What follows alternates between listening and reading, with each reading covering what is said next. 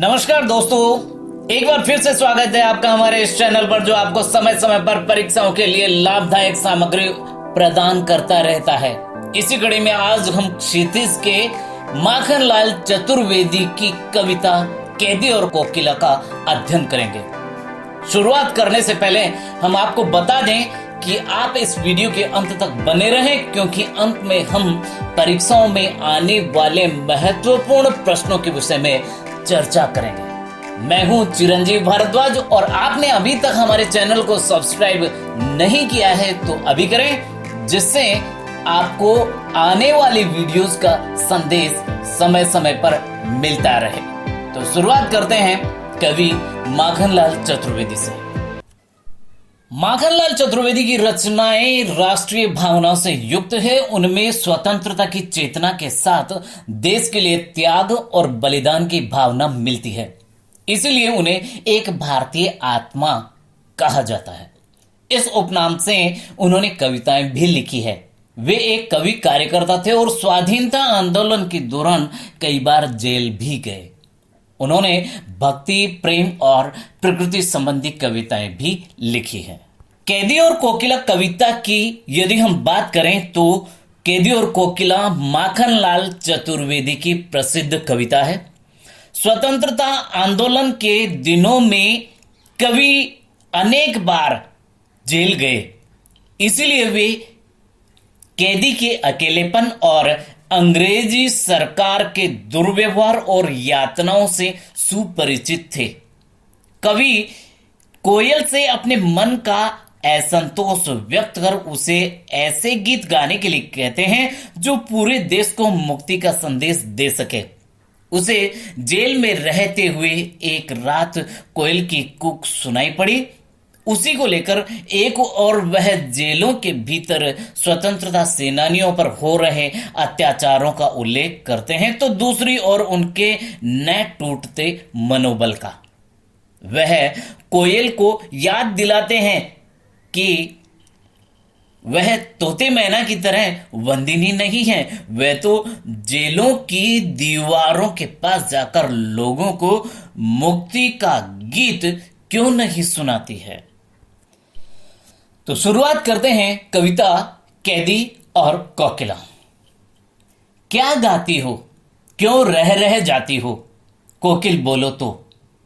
क्या लाती हो, संदेशा किसका है, कोकिल बोलो तो। यहां कवि माखनलाल चतुर्वेदी को स्वतंत्रता के लिए संघर्ष करने के कारण अंग्रेजों के कारावास में कैद किया हुआ है। एक रात उसे एक कोयल की कूक सुनाई पड़ती है, कोयल की ध्वनि सुनाई पड़ती है।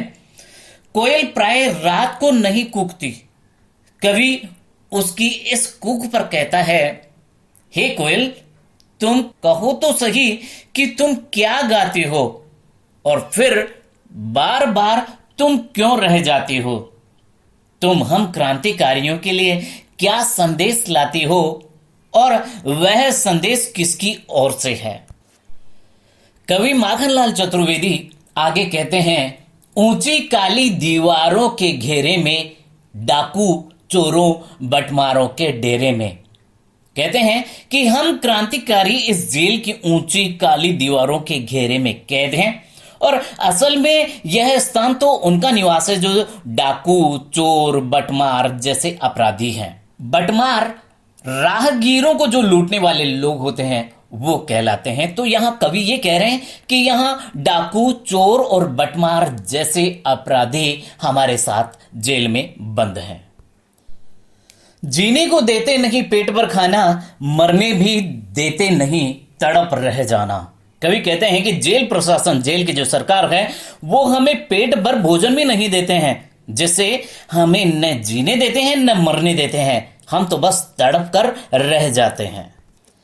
आगे कहते हैं कि जीवन पर अब दिन रात कड़ा पहरा है, शासन है या तम का प्रभाव गहरा है। कवि कहते हैं कि अंग्रेज सरकार का प्रभाव हमारे यहां जीवन पर रात दिन सख्त पहरा रहता है।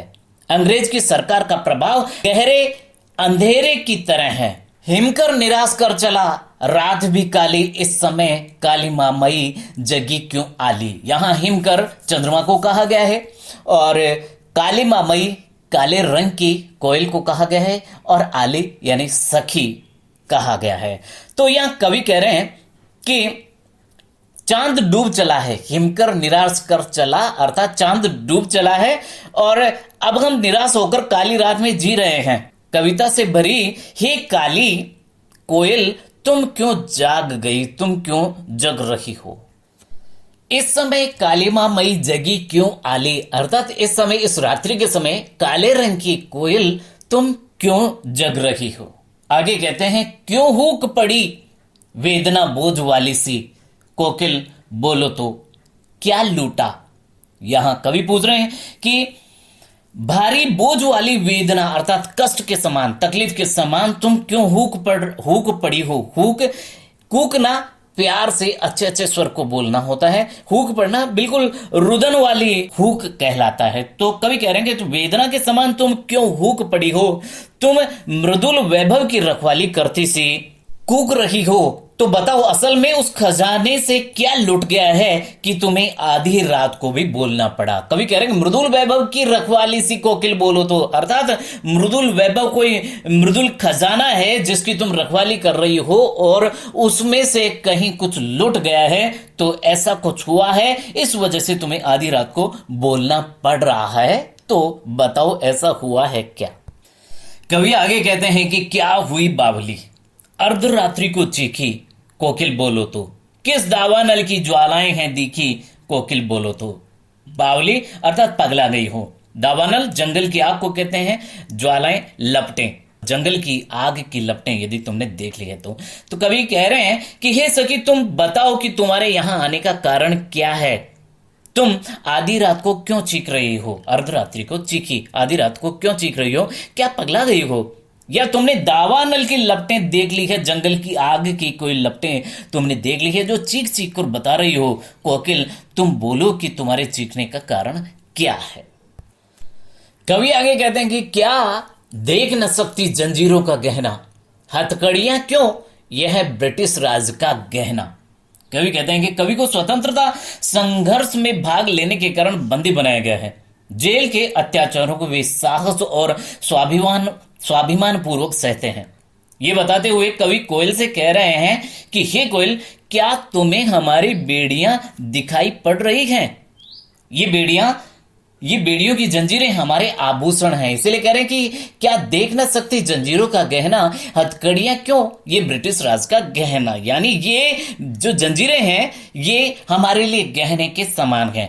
इन हथकड़ियों को हम अंग्रेज राज का गहना मानते हैं। कोलू का चर्रक चूं जीवन की तान। कवि कहते हैं कि हमें जेल में कोलू खींचना पड़ता है, उसकी चर्रक चूं आवाज को हम जीवन का संगीत मानते हैं। कोलू अर्थात बैल होते हैं, तो बैलों की जगह यहां कवि को लगाया गया है और बैल गोल गोल घूम करके जिस प्रकार कोलू में से तेल, जैसे सरसों का तेल निकाला जाता है तो तेल निकाल रहे हो, ऐसे स्थान पर कवि को लगाया गया है। तो कोई कुआं है, उस कुएं पर कवि को वहां लगाया गया है। गिट्टी पर अंगुलियों ने लिखे गान। कवि कहते हैं कि पत्थर तोड़कर हम जो गिट्टियां बनाते हैं उन पर हमारी अंगुलियां मानो गीत लिखती हैं। आगे कहा है हूं मोट खींचता लगा पेट पर जुआ, खाली करता हूं ब्रिटिश अकड़ का कुआ। कवि कहते हैं कि मैं पेट पर मोट बांधकर, अर्थात जो पट्टा चमड़े का जो बांधा जाता है उसको बांध करके जुआ खींचता हूं। इस तरह जो पानी कुएं से निकाला जाता है वह ब्रिटिश सरकार की अकड़ है जिसे हम धीरे धीरे करके नष्ट कर रहे हैं। कवि का कहना है कि जिस प्रकार हम कुएं से पानी निकाल रहे हैं तो वो एक तरह से पानी नहीं, ब्रिटिश सरकार की जो अकड़ है उसको हम कम कर रहे हैं, खाली कर रहे हैं। दिन में करुणा क्यों जगे रुलाने वाली, इसलिए रात में गजब ढार रही आली। कवि कह रहे हैं कि अरे सबको रिझाने वाली कोयल, तुम सोचती हो कि दिन में हमारे प्रति करुणा क्यों जगाई जाए, इसलिए तुम रात में कूक कर गजब ढा रही हो। रात के इस शांत समय में अंधेरे को भेद कर तुम क्यों रो रही हो? इस शांत समय में अंधकार को भेद रो रही क्यों हो? कोकिल बोलो तो। कवि कह रहे हैं कि इस रात के शांत समय के अंधेरे को भेद कर तुम क्यों रो रही हो? चुपचाप मधुर विद्रोह बीज इस भांति बो रही क्यों हो? कोकिल बोलो तो। कवि कह रहे हैं कि रात के शांत समय में अंधेरे को भेद कर तुम क्यों रो रही हो? विद्रोह और क्रांति के बीज चुपचाप ऐसे क्यों बो रही हो? कुछ बताओ तो सही, कोयल बोलो तो सही। कवि जेल के वातावरण का वर्णन करते हुए कहते हैं, काली तू रजनी भी काली, शासन की करनी भी काली, काली लहर कल्पना काली, मेरी काल कोठरी काली, टोपी काली, कमली काली, मेरी लोह श्रृंखला काली, पहरे की हुंकृति की व्याली, तिस पर है गाली ए आली। कवि कह रहे ए सखी, काली तू काले रंग की है, रजनी भी काली अर्थात रात भी काली है, शासन की करनी भी काली अर्थात अंग्रेज सरकार जो कार्य कर रही है, जो कर्म कर रही है वो भी काला है, काली लहर कल्पना काली, ऐसी स्थिति में देश में काली लहर छाई हुई है और सारी कल्पनाएं जो बुरी कल्पनाएं हैं वो उठ रही हैं। हमारी टोपी और हमारे कमल का रंग भी काला है, मेरी बेड़ियां भी काले रंग की है, पहरेदारों की हुंकार भी काली सर्पिनी जैसी है। पहरे की हुंकृति अर्थात हुंकार, पहरेदार जो हुंकार आवाज लगाते हैं वो भी सर्पिनी की तरह काले रंग की है और तिस पर है गाली ए आली, और उस पर भी ये लोग बात बात पर गालियां देते हैं। और ऐसी स्थिति में इस काले संकट सागर पर मरने की मदबाती कोकिल बोलो तो। कवि कह रहे हैं कि चारों ओर फैले संकटों के काले सागर में तुम अपने क्रांति भरे गीतों को कैसे तैरा लेती हो? अर्थात तमाम विपरीत परिस्थितियों में, इस इतने संकट भरे हालात में भी तुम स्वतंत्रता के गीत कैसे गा लेती हो? कोकिल बोलो तो, हे कोयल बोलो तो। कवि आगे कहते हैं कि तुझे मिली हरियाली डाली, मुझे नसीब कोठरी काली, तेरा नभ भर में संचार, मेरा 10 फुट का संसार, तेरे गीत का हावे वाह, रोना भी है मुझे गुनाह, देख विषमता तेरी मेरी, बजा रही तिस पर रणभेरी।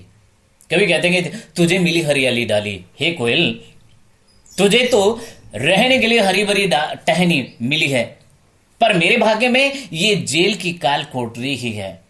तू असीम आकाश में घूमती फिरती है, तेरा नवबर में संचार अर्थात तू असीम आसमान में घूमती फिरती है और मेरा तो 10 फुट का संसार है। ये जो कोठरी है वो केवल 10 फुट की है। तेरे गीत कहा भी वाह अर्थात तू गीत गाती है तो लोग वाह वाह करते हैं, और रोना भी है मुझे गुनाह, और मैं रोता हूं तो वो मेरे लिए गुनाह है। ऐसी स्थिति में देख विषमता तेरी मेरी, बजा रही तिस पर रणभेरी। और हम दोनों में इतनी विषमता है, इसे देखकर भी तुम युद्ध की भेरी, युद्ध की रणभेरी बजा रही हो। ये कितनी आश्चर्यजनक बात है। कवि आगे कहते हैं कि इस हुंकृति पर अपनी कृति से और कहो क्या कर दूं, कोकिल बोलो तो। इस हुंकृति पर अर्थात इस हुंकार से, क्रांति के इस आह्वान पर मैं अपनी रचना से, अपनी कृति से, अपनी रचना से और क्या कर सकता हूं, मुझे बताओ। लोगों को मोहित करने के लिए मैं अपने प्राणों के आसव बनाकर किसे दे दूं। कहा है कि मोहन के आसव पर प्राणों का आसव, मोहन के व्रत पर प्राणों का आसव किसमें बरतूं, कोकिल बोलो तो। यहां मोहन अर्थात आकर्षित करना, लोगों को मोहित करने के लिए अपने प्राणों का आसव बनाकर किसे दूं, कोकिल बोलो तो। यदि हम दूसरा अर्थ लेते हैं मोहन के लिए तो मोहनदास करमचंद गांधी अर्थात महात्मा गांधी का जिक्र यहाँ कवि कर रहे हैं कि मोहन के व्रत पर, मोहन ने अर्थात मोहनदास करमचंद गांधी ने जो आजादी का व्रत ले रखा है, उस व्रत पर प्राणों का आसव, प्राणों का संचार किसमें भर दूं, कोकिल बोलो तो। अर्थात मैं किस प्रकार की रचना करूं जिससे लोगों में जोश का संचार, उत्साह का संचार फिर से भर दूं, कोकिल बोलो तो, कोयल बोलो तो इस प्रकार कवि अपने मन के भावों को कविता के माध्यम से प्रकट कर रहे हैं, अभिव्यक्त कर रहे हैं। और अंत में कुछ महत्वपूर्ण प्रश्नों की बात करते हैं। सबसे पहला प्रश्न है, कवि को कोयल से ईर्ष्या क्यों हो रही है? दूसरा प्रश्न है, कवि हथकड़ियों को गहना क्यों कह रहे हैं? तीसरा प्रश्न है, कवि ने कोकिल को बोलने के किन कारणों की संभावना बताई है? अगला प्रश्न है, तेरे गीत कहावे वाह, रोना भी है मुझे गुनाह। प्रस्तुत पंक्ति का भाव स्पष्ट कीजिए। और अंतिम और महत्वपूर्ण प्रश्न है, मैथिली शरण गुप्त के अनुसार अंग्रेज सरकार के द्वारा क्रांतिकारियों पर किए जाने वाले अत्याचारों का वर्णन कीजिए। तो ये थे कुछ महत्वपूर्ण प्रश्न। उम्मीद है ये वीडियो आपको पसंद आया होगा। यदि ऐसा है तो लाइक करें, शेयर करें, कमेंट करें और हाँ, सब्सक्राइब भी करना है। मिलते हैं एक और टॉपिक के साथ, तब तक प्रसन्न रहें, आनंद करते रहें।